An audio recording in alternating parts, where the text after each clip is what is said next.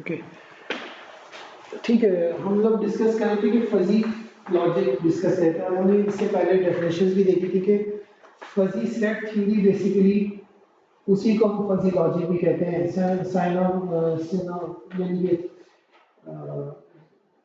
Fuzzy logic का एक alternate नाम जो है वो फजी सेट थ्योरी भी है, ठीक है।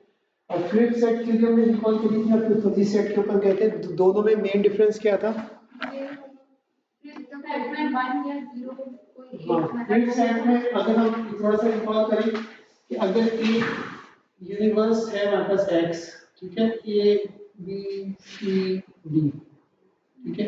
अब मैं कहता हूँ सबसेट ए जो है वो ए बी है। इसका मतलब है कि इस सेट के अंदर, कैपिटल ए वाले सेट के अंदर दो मेंबर्स हैं ए और बी, और ये फुली इसके मेंबर है। ये दो एलिमेंट ए और स्मॉल बी जो है वो फुली कैपिटल ए सेट के मेंबर है। इसमें कोई ऐसी एम्बिग्यूटी नहीं है, कोई ऐसी फजीनेस नहीं है, कोई ऐसा वेग स्टेटमेंट नहीं है कि ए जो है वो इसका मेंबर है कि नहीं है, इसमें कोई डाउट नहीं है किसी को, ठीक है। जबकि हमने कहा फजी ये कहता है कि मुझे ये बताओ कि जो फजी सेट है इसके अंदर ए और अगर बी दो मेंबर है इसके, तो ए कितने डिग्री तक इस सेट का मेंबर है और बी कितने डिग्री तक इस सेट का मेंबर है। तो डिग्री 0 और 1 के दरमियान लाई कर दिया। 0 का मतलब होता है कि वो ए का मेंबर नहीं है, 1 का मतलब है वो फ्री मेंबर है, ठीक है। The value between 0 1 जो उसकी डिग्री ऑफ मेंबरशिप को डिफाइन करती है। लेट्स से 0.7 मैं यहाँ पे कह लेता हूँ, तो small a is a member of this set with degree of membership 0.7. Similarly, अगर ये 0.5 है तो b is a member of this fuzzy set with a degree of membership of 0.5. अच्छा, ये चीज यहाँ पे एक्सप्लेन करेंगे कि आपके फजी लॉजिक में क्या होता है, मैथमेटिक्स प्रिंसिपल्स वो यूज हो जाते हैं जो क्रिप सेट के हैं। बस यहाँ पे क्या की जाती है, डिग्री ऑफ मेंबरशिप। पहले हमारी प्रेजेंटेशन क्या थी, हम एलिमेंट एज इट इज लिख देते हैं ए, अब हम क्या लिखते हैं, डिग्री ऑफ मेंबरशिप अपॉन वो वाला एलिमेंट। अगर एलिमेंट ए है तो ये लिख देंगे, अगर एलिमेंट बी है तो बी लिख देंगे। ऊपर क्या आ जाएगी, उसकी डिग्री ऑफ मेंबरशिप आ जाएगी, ठीक है। क्रिप सेट में दो पॉसिबिलिटी होती है, या तो मेंबर होगा 1, अगर मेंबर नहीं है तो 0। तो 1 लिखने की जरूरत नहीं है, और अगर मेंबर भी होता तो उस मेंबर को लिखने की जरूरत नहीं होती। तो इससे क्रिप सेट जो सिंपलीफाई हो जाता है, वो a, b लिखा हुआ है, c और d की मेंबरशिप लिखी नहीं आपने, क्योंकि 0 लिखने की जरूरत नहीं है, लेकिन multiply by 0 is equal to 0। तो अनलाइक द क्रिप्स लॉजिक या नॉर्मल सेट्स जो कि अब तक पढ़े, उसको हम बुलियन लॉजिक भी कहते हैं। 0 1 की लॉजिक है, या तो मेंबर होगा या नहीं होगा। तो फजी लॉजिक क्या करता है, वो मल्टी वैल्यूज यूज करता है, और वो मल्टी वैल्यूज क्या होती है, उसकी डिग्री ऑफ मेंबरशिप होती है, ठीक है। और इसको हम डिग्रीज ऑफ ट्रुथ भी कहते हैं कि एक्चुअल में कितनी डिग्री वो इस सेट के अंदर लाई कर रहा है। नॉर्मली इसको डिग्री ऑफ मेंबरशिप कहते हैं। इसमें आपको अगर आप याद रखना है याद रखना, इतना इंपॉर्टेंट नहीं है। ज्यादातर बुक्स के अंदर डिग्री ऑफ मेंबरशिप के नाम से यूज होता है। अच्छा, अब आपके पास 0 और 1 के दरमियान जो वैल्यूज हैं वो इनफाइनाइट है, ठीक है। वो यहाँ पे दिखा दें और बता दें। अच्छा, अब 0 और 1 को कलर्स के साथ रिप्रेजेंट किया है यहाँ पे, ब्लैक और व्हाइट के साथ।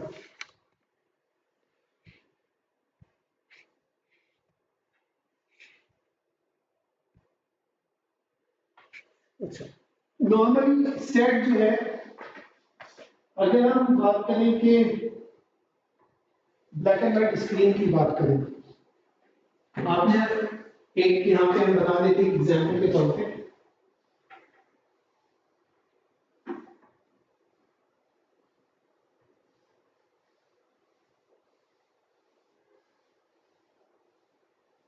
ये 5x5 का है, 5x6 का है, 5x5 का है, ठीक है। अच्छा, अब मुझे इसमें ये एलईडीज है 5x5 की, ठीक है, एक मैट्रिक्स बन गया। अब मुझे इसमें 1 डिस्प्ले कराना है, 1 इसमें डिस्प्ले कराना है, तो मैं क्या करूंगा, मैं ये वाली एलईडी ऑन कर दूंगा, ये वाली एलईडी ऑन कर दूंगा, ये वाली,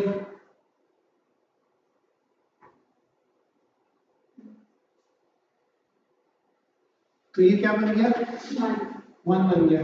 ठीक है, ऐसे लिखते हैं ना। अच्छा, अब ये जो है ये पूरी, क्योंकि ब्लैक एंड व्हाइट स्क्रीन है, ये जब ऑन होगा तो इसको मैं क्या कह देता हूँ, 1 कह देता हूँ। ठीक है, और जो ब्लॉक नहीं है उसे क्या कह देता हूँ, 0 कह देता हूँ। तो बेसिकली क्या है, 1-0 की लॉजिक है ना।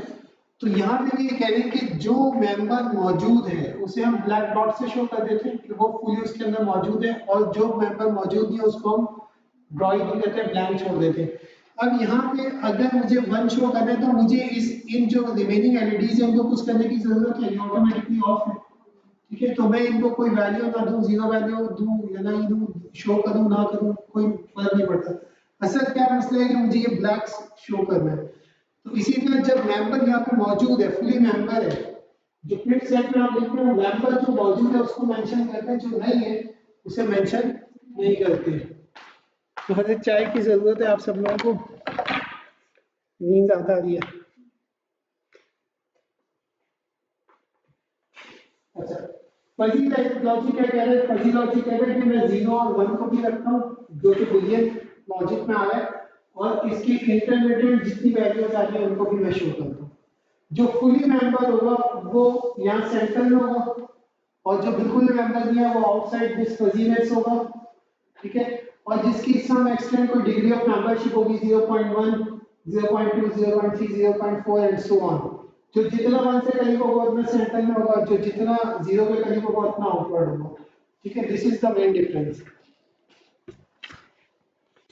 अच्छा, अब यहाँ पे 2 सेट बना लिए इन्होंने 2 सेट बनाए। मैंने कहा कि जो हमने लास्ट एग्जाम्पल देखी थी, मैंने कहा था 180 से अबव जो है वो टॉल है, और 180 से लेसर को हमने क्या था, शॉर्ट कहा था। जब हम फिट सेट की बात करें, कन्वेंशनल सेट की बात करें, तो 180 से ऊपर जितने भी वैल्यूज आ रहे हैं उनको क्या दे दिया हमने, 1 दे दिया, और 180 से जो नीचे आ रहे हैं उन सबको क्या दे दिया, 0 दे दिया। लेकिन जो 180 था या 179 था उसने कहा मेरा क्या कसूर है, 1 इंच का ही तो फर्क है। 1 इंच क्या होता है, आप बिल्कुल छोटी सी एक मेजरमेंट यूनिट है। अगर हम देखें 179 से 180 बिल्कुल गैप नहीं है, तो इसने कहा कि मैं तो बिल्कुल 180 के पास हूँ, मुझे तुम शॉर्ट क्यों कह रहे हो। मुझे कह सकते हो कि मैं 100% या फुली टॉल नहीं हूँ, लेकिन आई एम सम एक्सटेंट तक तो मैं टॉल हूँगा। तो उसके लिए ये फजी उसको कैटर कर रहा है कि कह रहा है कि अगर टॉल का सेट है, फजी सेट जो टॉल का मैंने बनाया, तो उसमें ये तो फुली मेंबर हो गया, 205 भी फुली मेंबर हो गया। अब 200 से जैसे जैसे नीचे आ रहा हूँ मेरी मेंबरशिप वैल्यू कम होती जा रही है। ठीक है, तो मैंने उसको जो यहाँ पे था 179 की जो वैल्यू थी, जो बनता था डेविड, उसको मैंने कहा तुम टॉल हो, तुम सही कह रहे हो, फिर से तुम्हें अकोमोडेट नहीं करता, लेकिन नई लॉजिक मैंने बना दी मास्टर्स के स्टूडेंट हुआ, तो मैं 0.78 वैल्यू तुम्हें दे देता हूँ, तुम दुख ना करो। ठीक है, तो लेकिन जैसे जैसे आप नीचे जाते गए और आपकी वैल्यू मेंबरशिप कम होती गई। तो ये आपका एक सेट बन गया टॉल का, फजी सेट, और ये सेट बन गया किड सेट टॉल का। लेकिन इसमें आप क्या करेंगे, जो मेंबर्स होंगे, जो एलिमेंट्स हैं, इन एलिमेंट्स को लिख देंगे। ठीक है, जैसे यहाँ पे हमने ए और बी लिखा था, उसकी डिग्री ऑफ मेंबरशिप नहीं लिखी थी, और जो जीबी 0 थे उनको आपने शो नहीं किया था। लेकिन फजी सेट कह के नहीं, तुमने सबको शो करना, सबको खुश करना है। जो आखिर में उसे टॉफी दे देना भले, लेकिन दे देना कुछ ना कुछ नाम। जैसे स्कूल में होता है आजकल, जितने बच्चे होते हैं सबको इनाम मिलता है, स्टेज पे आते शीट लेते हैं, तो पेरेंट्स भी खुश होते हैं, हर बच्चा जो है वो शीट लेके निकल रहा होता है। क्या दोबारा बोलिएगा? डिसीजन ही होता है बेसिकली। डिसीजन अभी हम डिसीजन पे नहीं है, अब जब सिस्टम पूरा बनेगा ना तब जाके डिसीजन होगा। अब आप अगर एएनएन पढ़ा हुआ है, मैं आपको एक न्यूरॉन पढ़ा दूं, आप बोले डिसीजन ले लिया मैंने, क्लासिफायर बन गया, ऐसा नहीं है। वो एक न्यूरॉन यहाँ पे कोने में लगा हुआ, फिर इसकी लेयर्स बनेंगी, फिर इनकी लेयर्स बनेंगी, फिर ट्रांसफर फंक्शन लगेगा, फिर पूरी एल्गोरिथम आएगा। अभी मैं सिर्फ एक कोने की बात कर रहा हूँ।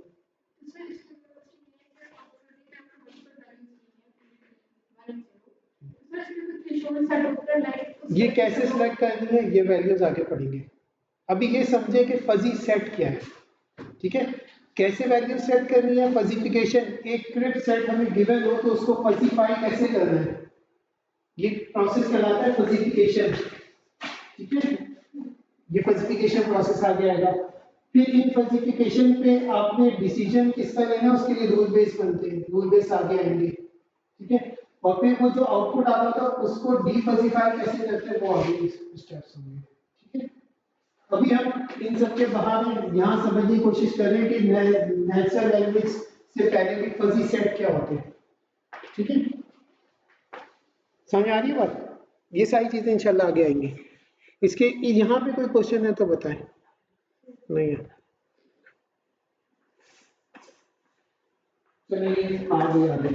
अच्छा, fuzzy set forms a building block of fuzzy inference system. अच्छा, फजी सेट्स आपने समझ लिए, फजी सेट बन गए। फजी सेट कैसे बनते हैं नेचुरल लैंग्वेज से, वो हम आगे पढ़ेंगे, उसके स्पेसिफिकेशन का प्रोसेस क्या है। दूसरा स्टेप क्या होता है, आपके पास रूल बेस होनी चाहिए। रूल बेस आपके पास क्या होता है कि अगर if A X is A, ठीक है, then Y is B. Y is B is the output side, X is A is the input side. तो आप जो है ना फजी सेट को इससे कंपेयर करते हैं जिसमें X is input, Y is output, ठीक है। A is the fuzzy set at the input side जो यहाँ पे मौजूद है, और दूसरा जो B सेट है वो फजी सेट है जो आउटपुट साइड पे मौजूद है। तीसरा आपका रूल बेस है। रूल बेस क्या कर रहा है, इनपुट को कंपेयर करेगा इस A सेट से। इफ X is A, ठीक है, देन जो मैं आउटपुट प्रोड्यूस कर रहा है यहाँ पे, जो Y प्रोड्यूस कर रहा है वो यहाँ पे जो B सेट होगा उससे कंपेयर करो Y is B, ठीक है। अभी इसको समझे कि यहाँ पे दो पार्ट होते हैं। एक पार्ट होता है if x is a, दूसरा then y is b। The if part of the implication is called antecedent और दूसरे पार्ट को क्या कहते हैं, consequent, ठीक है। antecedent जो है वो डिसीजन लेता है और consequent जो उसका आउटपुट उसका कॉन्सिक्वेंस है, ठीक है। अच्छा, एक नटशेल में आप देखिए कि ये फजी इन्फेरेंस सिस्टम होता है पूरा। इसके अंदर फजी इन्फेरेंस इंजन है, फजी रूल बेस है। फजी रूल्स में आपके वाले रूल्स लिखे हुए हैं, if X is A then Y is B, ठीक है। ये रूल क्या करता है, ये इनपुट को कंपेयर करता है फजी सेट से, और ये इन्फेरेंस सिस्टम ये इसके सारे प्रोसेस फजीफिकेशन और डिफजीफिकेशन के होंगे, ठीक है। ये ओवरव्यू है, अभी हमने स्टार्ट नहीं किया इसको पर इंप्लीमेंट करना, वो आप आगे करेंगे। ओवरव्यू में कोई चीज समझ में ना आई हो तो डिस्कस कर लेते हैं, वरना फिर आगे चलते हैं।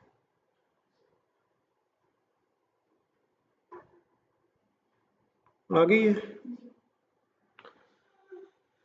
अच्छा, अब थोड़ी देर के लिए इस सिस्टम को देखें।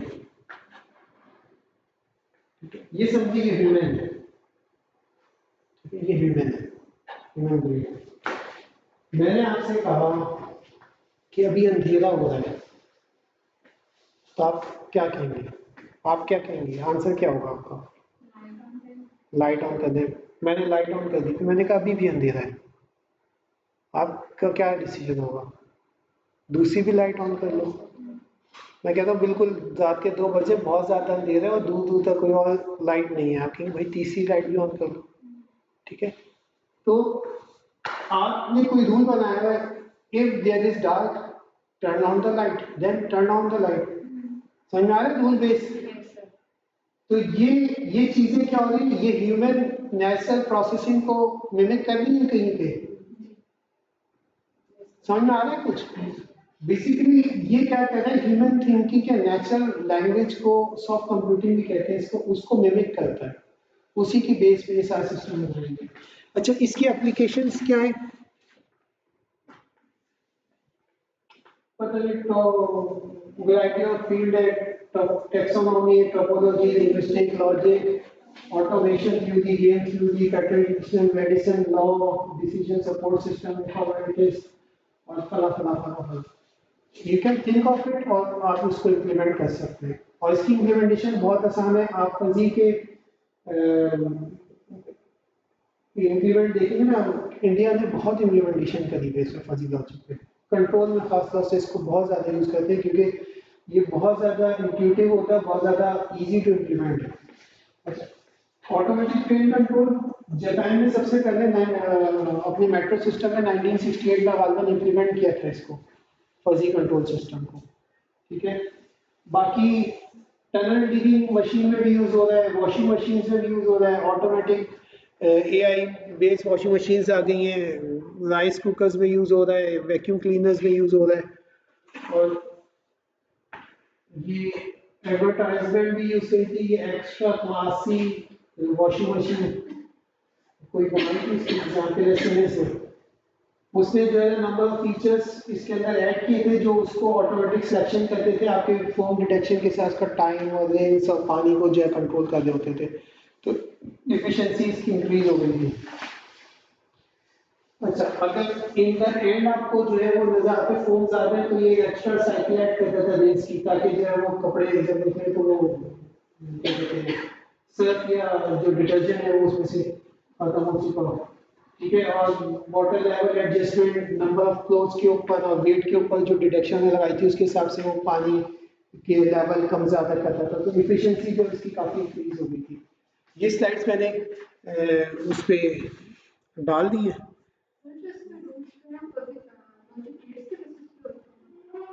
नहीं नहीं, इफ देन एल्स पे, इफ देन पे रूल मैं आपको बता दी ना, इफ देन पे होता। उसके अलावा कोई रूल नहीं है, आप कंजक्शन यूज कर सकते हैं। अगर आप आउटपुट पे दो आउटपुट लेना चाह रहे तो एंड और लगा सकते हैं। इनपुट पे भी नंबर ऑफ इनपुट्स इंक्रीज होते हैं तो आप चाहते हैं दो इनपुट एंड हो जाएं और हो जाएं, वो किया जा सकता है, वो ऑप्शंस होता है। लेकिन रूल जो है वो इफ देन का ही है। इफ ए इज बी, नहीं, if A is, let's say हम क्या कहें, if weather is hot and sun is at the top, then, तो यहाँ पे एंड आ गया ना, एंड कंजक्शन यूज कर सकते हैं आप। ठीक है, देन क्या कहते हैं, शेड जो है ना वो आप लगा दें, टर्न ऑन द एसी या ह्यूमिडिफाई लो कर दे, तो मल्टीपल आउटपुट भी आप दे सकते हैं। ठीक है, तो वो आप वहाँ पे कंजक्शन यूज कर सकते हैं। वैसे लॉजिक गेट्स इसमें यूज नहीं होते जहाँ तक नहीं है, इम्प्लीमेंटेशन में कहीं यूज हो जाए इस चीज़ को इम्प्लीमेंट करने के लिए, लेकिन माइक्रो कंट्रोलर में इसकी प्रोग्रामिंग हो जाती है तो हार्डवेयर आपको ऐसा नहीं चाहिए, माइक्रो कंट्रोलर में हो जाएगी।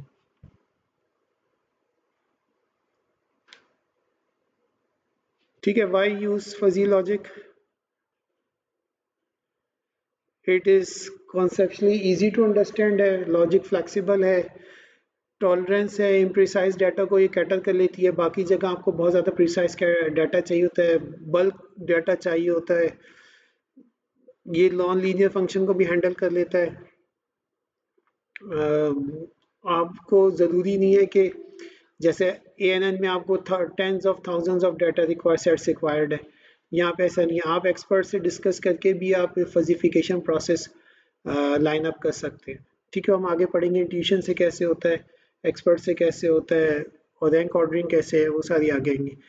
ठीक है, कन्वेंशनल कंट्रोल सिस्टम के साथ ये इजीली अकोमोडेट हो जाता है क्योंकि ये माइक्रो कंट्रोलर में इंप्लीमेंट हो सकता है। जाहिर बात है, आप सेट वैल्यू के साथ लगा दें, कहीं और एडिशनल लगा दें, 100% इसको लगा दें, जैसा चाहे इसको आप यूज़ कर सकते हैं, बड़ा फ्लेक्सिबल है। ठीक है, तो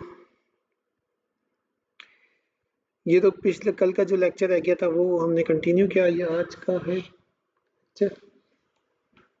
अच्छा, अब इनको डिटेल से देखते हैं। सेट्स क्या है?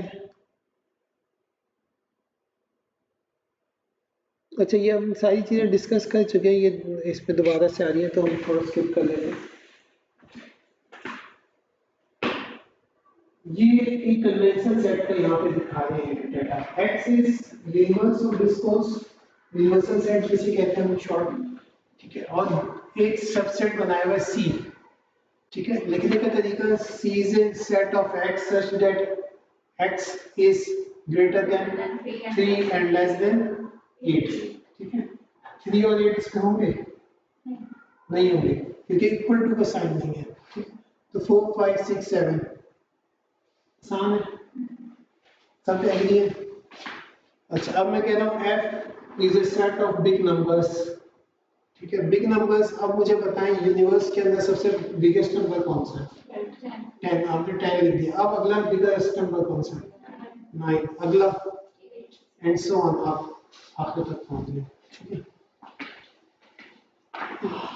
कोई मुश्किल यहाँ तक?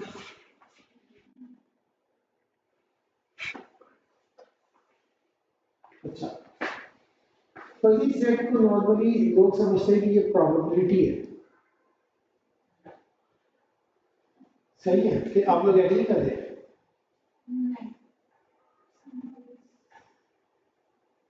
Probability of occurring A in this subset नहीं। सर हो सकता है कि 0.3% जीत सकते हैं। प्रोबेबिलिटी और परसेंटेज में क्या फर्क है? चांसेस होते हैं, चांसेस होते हैं होने के या ना होने के। यहाँ पे तो हम कह रहे हैं है मौजूद है ना, तो चांस तो नहीं है। क्लियर हो रही है ये बात? ठीक है, अगर कोई कहे ये प्रोबेबिलिटी है तो आपने उसको मना कर देना, उससे बताना ऐसा नहीं है। ठीक है, ये एक फिक्स वैल्यू है तो, और ये रैंडमनेस भी नहीं है। ठीक है, रैंडमनेस क्या होती है? आपने कहा रैंडमली ये यहाँ पे अकर कर रहा है तो वहां पे भी अकर हो सकता है, यहाँ पे भी अकर हो सकता है। इसकी बहुत अच्छी एग्जांपल स्टेटमेंट लिखी है। रैंडमनेस क्या है? आप नोट पे जाके फ्रीक्वेंसी ऑफ कार एक्सीडेंट, जरूरी नहीं है कार का एक्सीडेंट हो, 99% नहीं होता, चांसेस हैं कि हो भी जाए।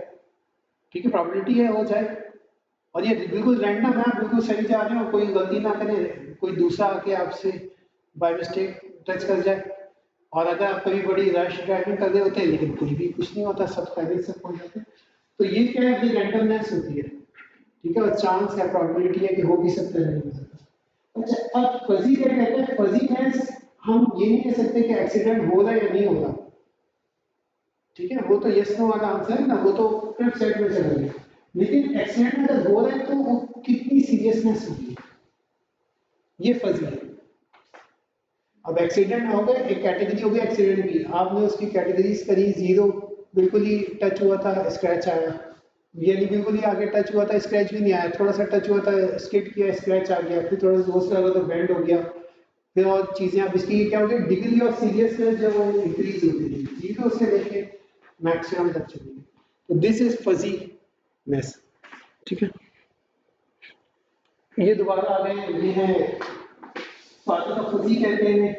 तो ये इनका थोड़ा सा बिब्लियोग्राफी है, यूनिवर्सिटी ऑफ कैलिफोर्निया बार्कले में थे। सारी यहाँ पे दिखाने और सही कि फजी मैथमेटिक्स पूरी इन्होंने डिजाइन करी है।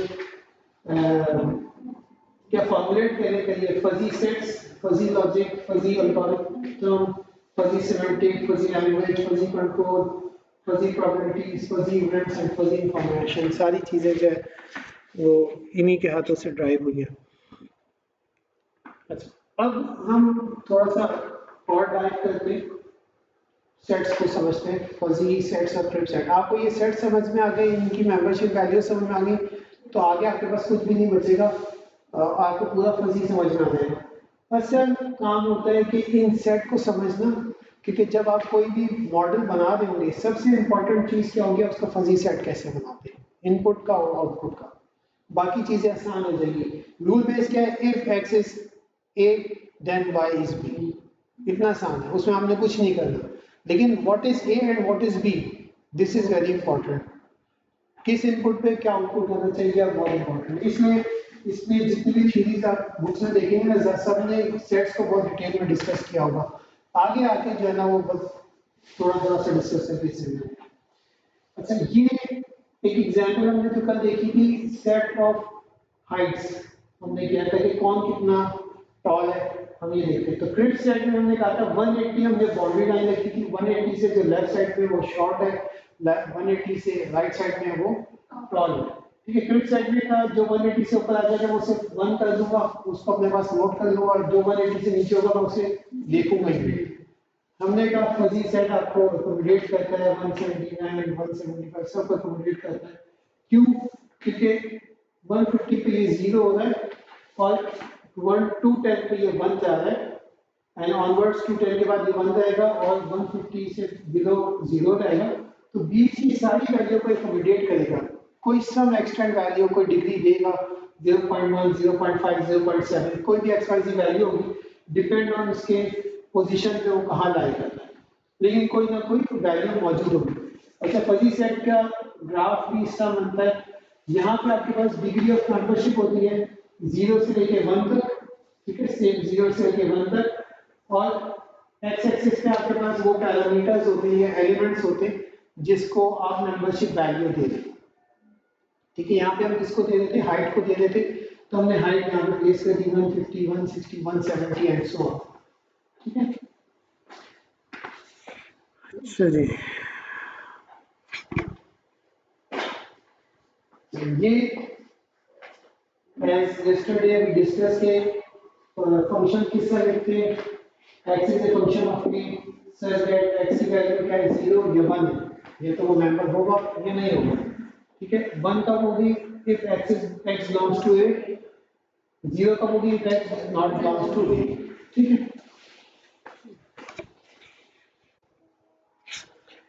फजी सेट कहते हैं नहीं, हमारे पास दो वैल्यू तो है 0 1, लेकिन साथ में मैं जो होगा 3, इसलिए थोड़ा सा ये पीछे चल रही है, इसको आगे करो, ये चले समझ लेते हैं।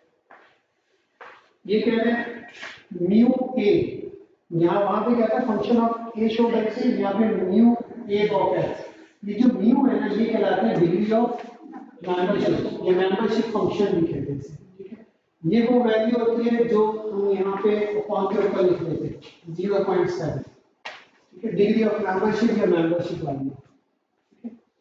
अच्छा, अब ये कह रहा है कि x इज 0 या 1 हो सकती है, लेकिन क्या कब where mu of x is equal to 1 if x is totally a, यानी 100% वो a के अंदर लाई कर रहा है, फुली a का मेंबर है, तो वो उसकी वैल्यू 1 होगी। 0 होगी कब, जब वो इज नॉट इन a, यानी फुली वो a से बाहर है, जरा सा भी क्वेश्चन उसके लिए में लाइन करा, तो ये दो तकरीबन सिमिलर है। क्लियर से एक तीसरी वैल्यू आ गई बिटवीन 0 एंड 1, ये मेंबरशिप वैल्यू लाई कर दी है 0 से 1 के दरमियान if x is partially A, some extent तक ए में होगा, सम एक्सटेंट में नहीं होगा, तो कितना पार्ट उसका ए में आ रहा है वो ये डिफाइन करेगा membership function, degree of membership. अच्छा, ये सेट जो है वो क्या करेगा, जितनी भी पॉसिबिलिटीज ये 0 और 1 के क्रिप्स होने की वजह से जाये होती है, वो सब यहाँ पे जो है ना पॉसिबिलिटीज को अकोमोडेट कर देगा। समझ में आ रही बात?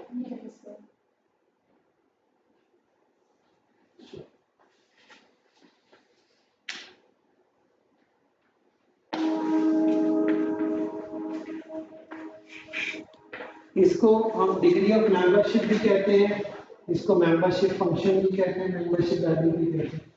ठीक है,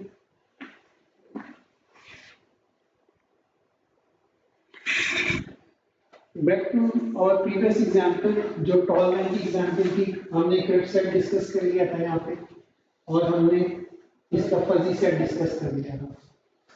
इसी एग्जांपल को हम रिकॉल करते हैं। ये असल में कुछ स्लाइडें प्रीवियस वीक वाली ऐड इसलिए हो रही है क्योंकि वो पिछले वीक पढ़ना था, ये इस वीक पढ़ना है, तो रिकॉल के लिए होती हैं, बच्चे भूल गए होते हैं। आप लोगों ने कल पढ़ा था इसलिए आप लोगों को लगा होगा रिपीटिशन है। रिपीटिशन ये बेसिकली वो रिकॉल के लिए होती है। बच्चे कहते हैं सर वो जो आप मुझे याद ही नहीं, मैं नोट ही नहीं किया था। चलो ठीक है, ये अगर देखें कि in our tall man example we can obtain fuzzy set of tall, short and average.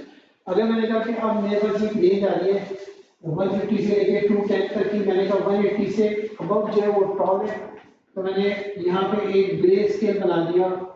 और जब लिक्विड सेट की बात करता मैंने कहा कि इसमें टॉल और शॉर्ट के दरमियान कोई एक वैल्यू ऐसी भी होनी चाहिए जिसमें कहूँ ये एवरेज हाइट है, तो 170 से 180 का एरिया को मैंने कह दिया एवरेज हाइट, और 170 से शॉर्ट को मैंने कह दिया शॉर्ट। ठीक है, और इसमें वही होगा कि आपकी अगर मेंबर होगा तो फुली मेंबर होगा, नहीं है तो उसका मेंबर नहीं है। जो फजी सेट है वो फजी सेट ही कहता है कि मेरे पास भी 3 सेट बन गए हैं, 150 से 170 तक शॉर्ट और 165 से 185 तक एवरेज और 180 से 210 तक टॉल।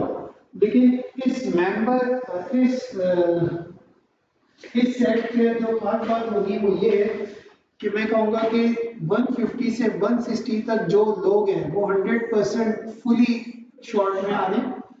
160 के बियॉन्ड जो है उनकी मेंबरशिप शॉर्ट में से खत्म होती जा रही है, ठीक है। और जैसे खत्म होती जा रही है और एक पॉइंट आया कि 165 का, जहाँ पे इनकी मेंबरशिप अब स्टार्ट होना शुरू हो गई एवरेज वाले उसमें।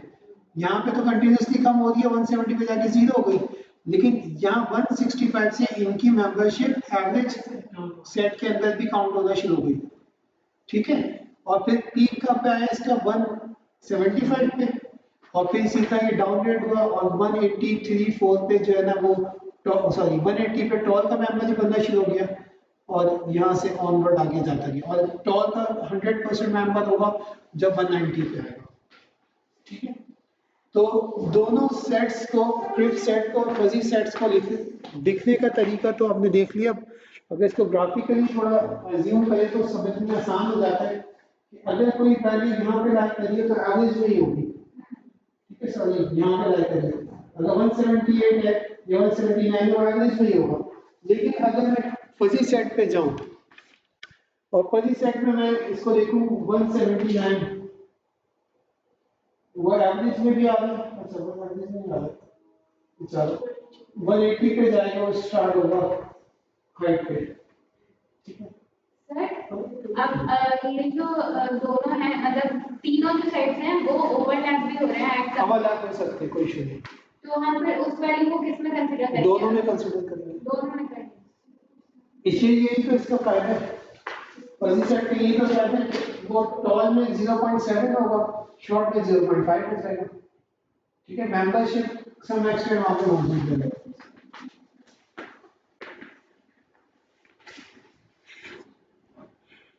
ठीक है।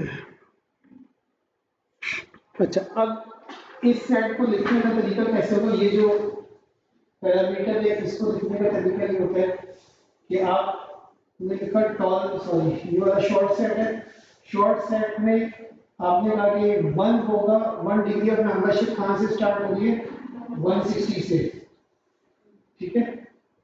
अब ये इससे पहले की वैल्यू नहीं लिखी हुई तो समझ लगा कि 150 पे भी 1 होगा, 140 पे भी 1 होगा और सो ऑन। 160 के बाद 0.5 है कहाँ पे? 165 पे, तो ये 165 है, यहाँ पे 0.5 आना चाहिए, ठीक है। और तीसरी वैल्यू देगा 0 वाली, 170 पे 0 हो गया, ठीक है। तो आपको इसका सेट गिवन होगा, उससे आपसे कहा जाएगा इसका ग्राफ बनाए, बना लेंगे ग्राफ, इसका ग्राफ बनाए, नहीं दिखा नहीं बनाए, कॉपी में 0 180, 0.5 185 और 1/190,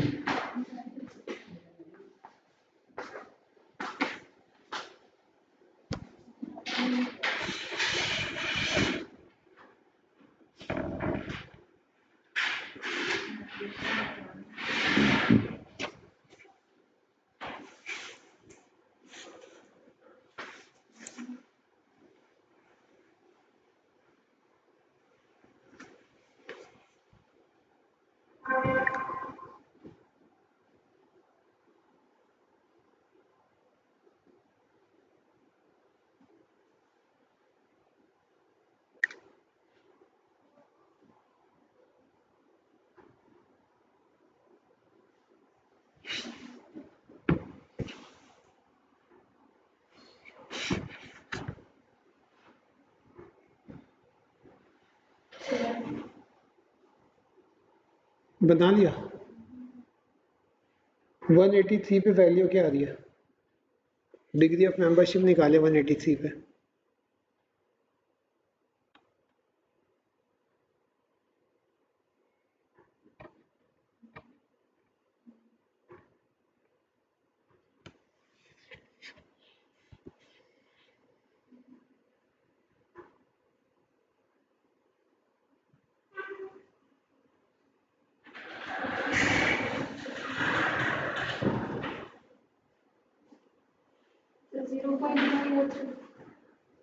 कैसे निकाली?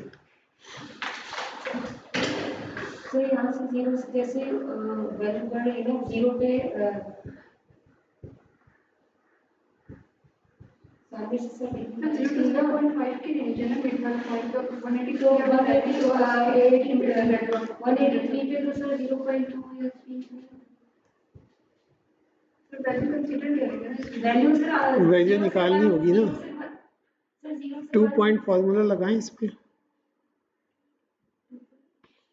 लाइन का फार्मूला, लाइन है ना स्ट्रेट, 2 पॉइंट फार्मूला से पहले लाइन की इक्वेशन निकालें, फिर लाइन से निकालें वैल्यू दें। डायरेक्ट कैसे कर लिया? ये तो अजम्पशन है, मैं आंखें बंद करके बता दूं तो 0.7 आ रही है, आप बोले सर ये तो गलत है, चाहे वो 0.4 हो तब भी गलत है। निकलनी कैसे चाहिए? अभी मत निकाले, जस्ट अ पॉइंट के मेक करना था कि आपने अगर एग्जाम में आता है तो आपने you have 2 points, either you should use graph, paper होना चाहिए जो ग्रिड्स हो आप डिफाइन करें, 1 small box is equal to 0.1, तो उसके हिसाब से ग्राफ प्लॉट करें, या सेकंड ऑप्शन क्या है आपके पास 2 पॉइंट्स फार्मूला है, वो आप सबको आता है, वो आप यूज करें, ठीक है। और सर इसकी वैल्यू तो ये जो assumptions है आपने जो वैल्यू दी है उस हिसाब से अगर simply we just have to draw जो वैल्यूज है उसको रिप्रेजेंट करेगा जो वैल्यू अभी तो वो ड्रॉ के लिए तो ड्रॉ तो सही है, उसका अगला स्टेप था कि आपको ये वैल्यू बताएं, तो वो वैल्यू आप कैसे बताएंगे जब तक आपको प्रॉपर इक्वेशन नहीं आएगी। y is equal to M X plus C, ठीक है, m आपके पास 2 पॉइंट्स गिवन है, तो आप 2 पॉइंट से स्लोप निकालें और c की वैल्यू निकालें, इक्वेशन में डालें, इक्वेशन आ जाएगी आपके पास, तो आप उस इक्वेशन को यूज करें।